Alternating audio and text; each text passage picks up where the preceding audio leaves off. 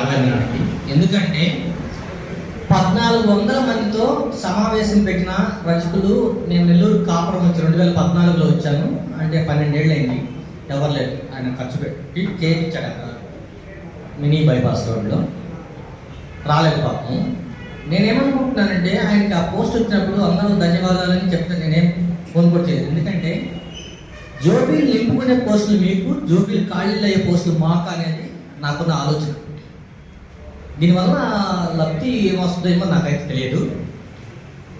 అంటే ఇప్పుడే చెప్పారు ఎవరు, కార్పొరేషన్ అంటే క్యాబినెట్ హోదా బాధ్యత ఇవ్వడానికి అర్హుడే పాపం అన్న, కానీ ఇవ్వలేదు. అదొక బాధాకరమైన అంశము. అయితే మేమేం చెప్తున్నామంటే మీరు ఆ పార్టీలో కొనసాగండి, ఎదగండి, కానీ డబ్బులు మాత్రం వృధా చేసుకోవద్దు. డబ్బులు భద్రపరచుకోండి, డబ్బులు సంపాదించే విధానం చెప్పండి. ఇదన్నప్పుడు అక్కడ రాచేటి సుబ్బు అని శ్రీకాళహస్తిలో ఉన్నాడు. అతను కూడా 125 అనాథ శవాల్ని, అక్కడ పుణ్యక్షేత్రాలు ఉంటాయి కాబట్టి కాళహస్తి శ్రీపతి చనిపోతే అతను ఎత్తేసాడు అనమాట. ఒక పొలం కొనుక్కున్నాడు అతను. అది కొనుక్కుంటే అతను అదృష్టం ఉంది, హైవే పడింది.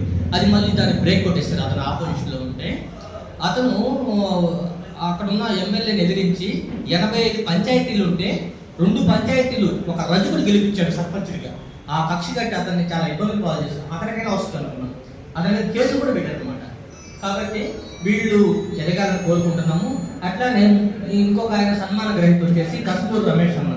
ఈయన కూడా ఒక ప్రభుత్వ ఉద్యోగిగా ఉంటూ ఈ ఆల్ ఇండియా దోబీ మహాసంఘంలో రాధమ్మ వాళ్ళతో అయితేనేమి, ఈ సుబ్బారావు అన్న గారి వాళ్ళతో అయితే పనిచేస్తూ ఈ కులం కోసం ఆర్థిక సేవలు అందిస్తున్నారు. ముఖ్యంగా ఈ సంఘంలో నిలబడి ఉందంటే 2 పాయింట్లు ఉన్నాయన్నమాట. ఈ రజకులకి కేంద్ర బిందువులు 2. ఒక బిందువు వచ్చేసి రాధాకృష్ణ ప్రింటర్స్, ఇంకొక బిందువు వచ్చేసి సుబ్బారావు జ్యూస్ సెంటర్. ఈ 2 సెంటర్లో మనం ఏదైనా సమస్య చెప్పుకుంటే అది రాష్ట్ర వ్యాప్తంగా వెళ్ళిపోతుంది. కాబట్టి వీళ్ళకి అర్హులు ఉన్నారు. తర్వాత అన్నగారు పెంచిన గారి గురించి నాకు తెలియదు. నేను 1-2 సార్లు చూశాను.